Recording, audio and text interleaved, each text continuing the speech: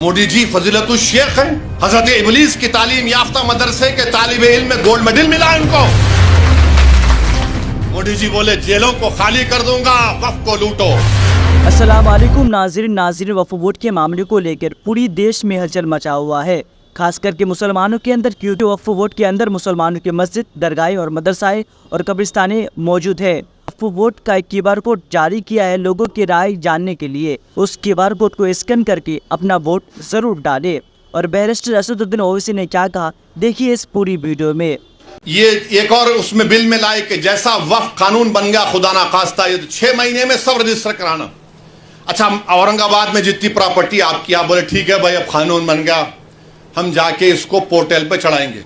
कोई RSS का आदमी जाकर कलेक्टर को बोलेगा नहीं ये मौलाना का मदरसा वक्फ का नहीं है, कलेक्टर साहब बोल दिए रोक दो, नहीं करना इंक्वायरी। अब इंक्वायरी चले, अब तक गया वो सेक्शन 4 में, सेक्शन 3 भी उसका कहता है।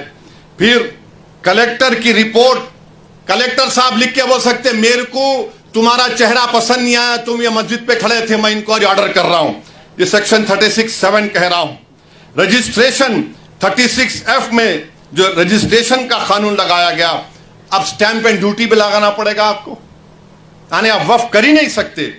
फिर CO है, चीफ एग्जीक्यूटिव ऑफिसर, हमेशा मुसलमान होता है, तो आप उसको कह रहे हैं कि, और सेक्शन 40 में एक CO को इख्तियार, अगर आप वो देखें कि किसी कब्रिस्तान पर वहां पर जायदाद बना रहा है तो CO जाकर रोक सकता है, उसको बोलता है वक्फ है। कोई जाकर मस्जिद को तोड़ रहा है तो सेक्शन 40 में CO रोक सकता है। मोदी ने कहा कि नहीं नहीं, ये सेक्शन 40 भी मैं निकाल देता हूं, CO कुछ नहीं करेगा। ये इस कानून में बात कही गई। अब फिर वक्फ की जायदाद को बचा रहे हैं बीजेपी वाले, बोलते नंबर ही झूठे हैं। मौजूदा कानून ये कहता है सेक्शन 52 में, अगर कोई वक्फ की जायदाद को चोरी करता है, जायदाद को बेचता है, तो 2 साल कैद बामुशक्कत सजा है, 2 years रिगरस इंप्रिजनमेंट।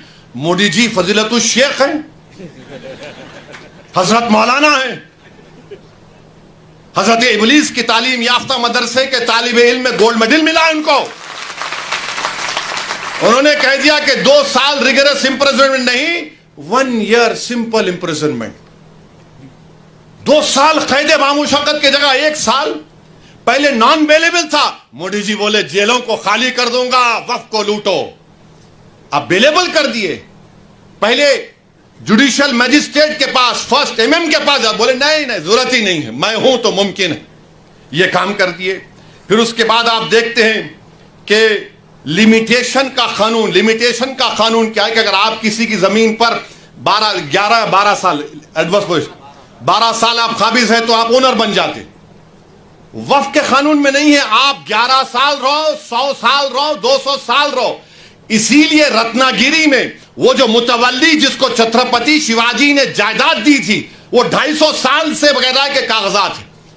अब अगर लिमिटेशन निकल जाएगा तो वो 250 एकड़ पर, बल्कि 652 एकड़ पर जो लोग काबिज है वो सब मालिक बन जाएंगे। मोदी जानते हैं कि पंजाब में कई ऐसी जायदादें हैं जो खाली पड़ी हुई है, तो मोदी जी बोले, एक मीटिंग में मोदी बोले मैं ड्रोन भिजा के मालूम कर लेता हूं, जाके देखो गूगल पे आप। तो शायद नरेंद्र मोदी ने ड्रोन भेजा होगा पंजाब को और रत्नागिरी को, देखा होगा अरे हाँ यहाँ पर फायदा। और इस वीडियो के ताल्लुक से आप लोगों का क्या राय है, हमें कमेंट सेक्शन में जरूर बताइए।